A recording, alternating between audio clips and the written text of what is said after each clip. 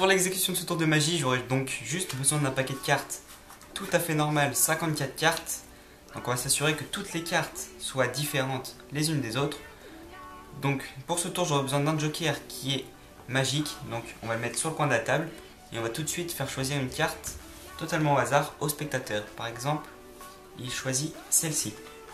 Donc on tombe sur le 7 de carreau. 7 de carreau, bien sûr qu'on va pouvoir signer, mais moi comme je n'ai pas de spectateur, je ne vais pas le faire.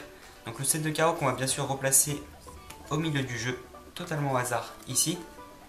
Et ensuite on va pouvoir couper le jeu pour bien perdre la carte. Donc on peut faire aussi des mélanges pour s'assurer que la carte soit bien perdue dans le jeu, comme ceci. Et ensuite on va venir remettre la carte du joker au milieu du jeu.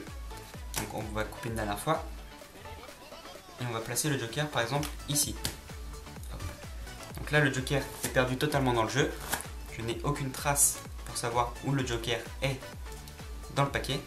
Donc là on va étaler les cartes et comme par magie il y a une seule carte qui est retournée et elle est entourée de 2 cartes. Donc le joker a entouré 2 cartes et je suppose que une des 2 cartes est la vôtre.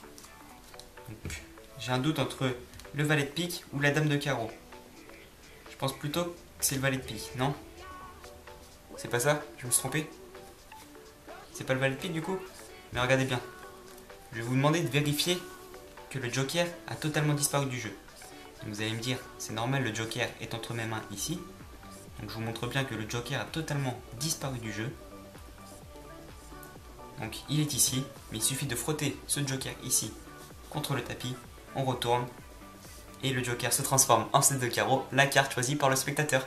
Et voilà pour ce tour de magie, on se retrouve tout de suite pour les explications.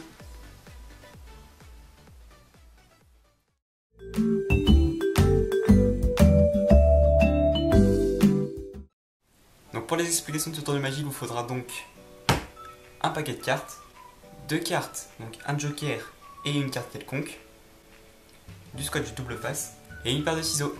Donc c'est parti pour la première étape de la construction.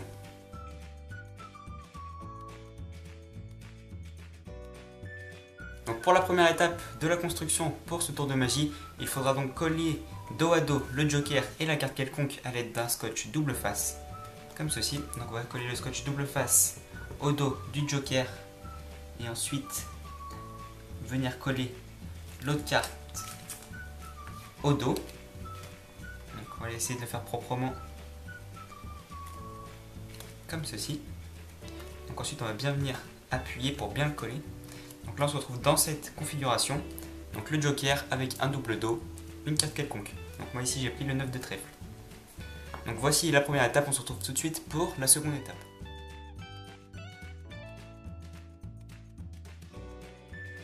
Donc pour la seconde étape, il va donc falloir placer le joker au milieu du jeu, totalement au hasard, par exemple ici, comme ceci. Donc ensuite avoir remis le joker dans le milieu du jeu, vous êtes prêt à commencer le tour devant le spectateur.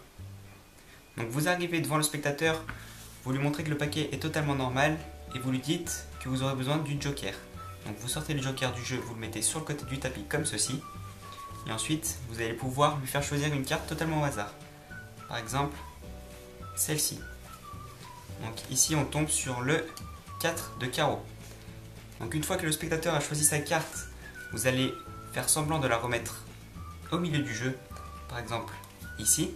Et au moment de refermer le jeu, vous allez créer une pression afin de créer un petit espace que vous allez soutenir avec votre petit doigt, comme ceci. Donc ça s'appelle un break. Donc vous êtes dans cette configuration-ci. Donc là vous allez prendre des petits paquets en dessous le break et vous allez les remettre au-dessus. Donc le spectateur croira que vous coupez le jeu totalement au hasard. Mais en fait cette manipulation permet de remettre la carte, donc le 4 de carreau, la carte du spectateur au-dessus du jeu. Donc une fois que le 4 de carreau est au-dessus du jeu, il va falloir la mettre en dernière position, donc ici. Donc pour cela vous allez peler avec votre pouce, vous allez faire un mélange à la française, donc vous allez peler avec votre pouce une seule carte. Et ensuite vous continuez le mélange. Donc là, le 4 de carreau est passé en dessous du paquet. Donc vous pouvez ensuite faire des faux mélanges pour toujours maintenir le 4 de carreau en dessous du paquet. Donc vous pelez avec vos 3 doigts la carte du dessous, vous prenez le gros paquet, comme ceci, et ensuite vous battez les cartes. Donc je le refais une deuxième fois. Le 4 de carreau est toujours en dessous. Donc voilà, on se retrouve tout de suite pour la troisième étape des explications.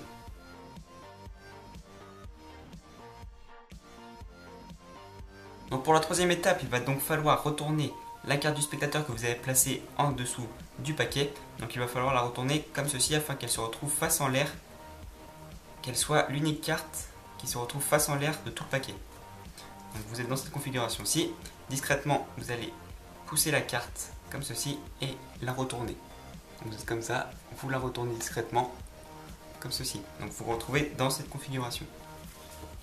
Ensuite, vous pouvez couper le paquet.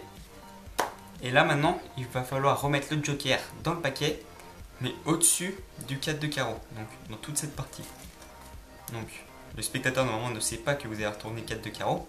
Donc vous coupez ici, vous placez le joker, vous recouvrez, vous claquez les doigts, vous retournez le paquet, vous étalez le paquet et là le spectateur va voir qu'il y a une seule carte retournée, donc il va penser que c'est le joker. Donc là, le magicien dira qu'il pense que c'est soit le 9 de carreau ou la dame de cœur. Il a un doute sur la carte choisie par le spectateur. Donc le spectateur va lui dire non, c'est aucune des deux cartes. Et là, le magicien invite au spectateur de vérifier que le joker a totalement disparu du jeu. Donc le joker, il va penser qu'il est là.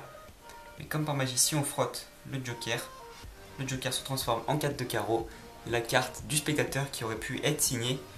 Et voilà pour ce tour de magie, j'espère qu'il vous aura plu. N'hésitez pas à lâcher un gros pouce bleu en bas de la vidéo, à partager cette vidéo, à la commenter si vous avez des questions et me dire vos ressentis par rapport à ce tour de magie. Et moi je vous dis à la semaine prochaine pour un nouveau tour. Salut tout le monde!